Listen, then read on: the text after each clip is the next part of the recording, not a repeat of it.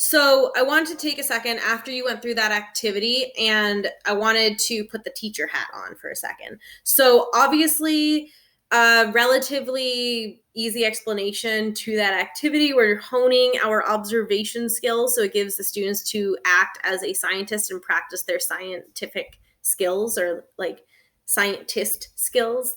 That's what I'm going to call it, scientist skills. And so I love doing this at the beginning of the year for the student reaction. It's engaging for them.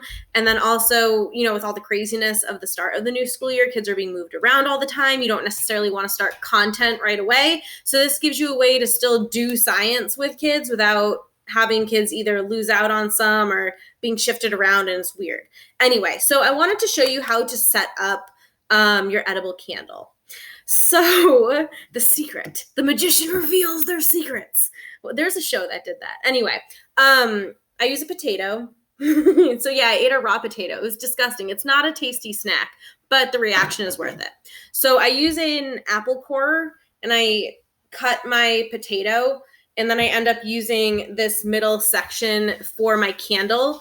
If you look at the potato, so again, depending on, sorry, my puppy's in the background.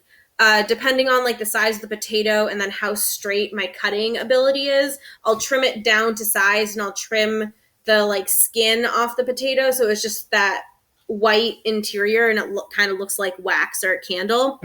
And then for the wick, I end up using slivered almonds. So if you take one of these out,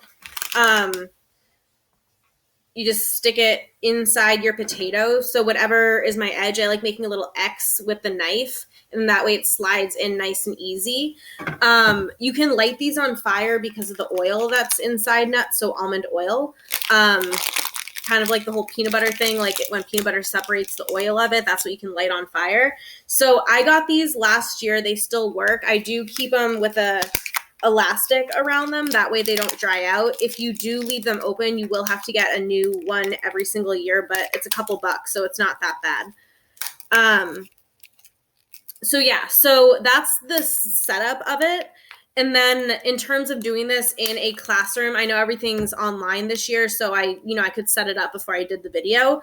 But if I'm doing this in the classroom, let's say I have like 3 classes scheduled back to back, I will set up 3 potatoes, and then I will put them in a little container or a Ziploc baggie with a bunch of lemon juice inside. And that way they stay white, they don't brown. It also makes it taste just a little bit better. And so what I'll do is I'll have like all my items in a box, like stashed away in a corner. And before I grab everything, I like go over like a little gremlin and dig around and like make a big show about it. Like, ooh, do I want this object or do I want this object? And in that time, I'm getting my potato candle put together and ready. So I'll take it out of the lemon juice, and I'll have a paper towel in the box, and I'll just pat it dry so it's not dripping. I'll stick my almond sliver inside, and then I'm like, hey, look, I have a candle, everybody. Let's make observations about it. So yeah, that's how I set it up and go about doing that. Yeah, I love this activity. I think it's fantastic. So I'm trying to think if there's anything else we should go over. Obviously, it's a little bit easier to do this activity in a classroom because you can have that discussion about what an observation is, and you have more of that like come to terms or come to consensus discussion for a definition of an observation, how to make one, what qualifies as an observation, what qualifies as an assumption. So online, you saw I sort of just like put it out there. My plan to do this with students, because I haven't actually done it with students yet, I just put it together, is that during a synchronous session, I'm basically going to walk through with them. So I'll play the video on my screen as a presentation for them.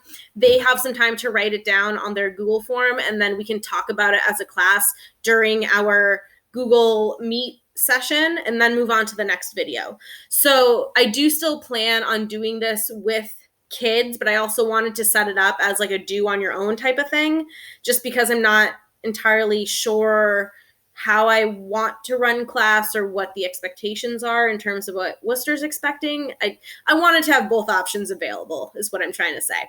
So yeah, if you have any other questions, feel free to reach out. You can leave a comment under this what's it called? Assignment. Yeah. Leave a comment under this assignment or email me. You know how to get a hold of me. But yeah, so that's my potato candle. The magic, the secret is out there. Do not share it with anyone who does not deserve it. Okay. So I will see you in class. I hope you enjoyed the activity, and maybe you'll do it with your kids. Maybe you won't. Maybe you just enjoyed it for yourself. I'm going to get off this thing because I'm awkward.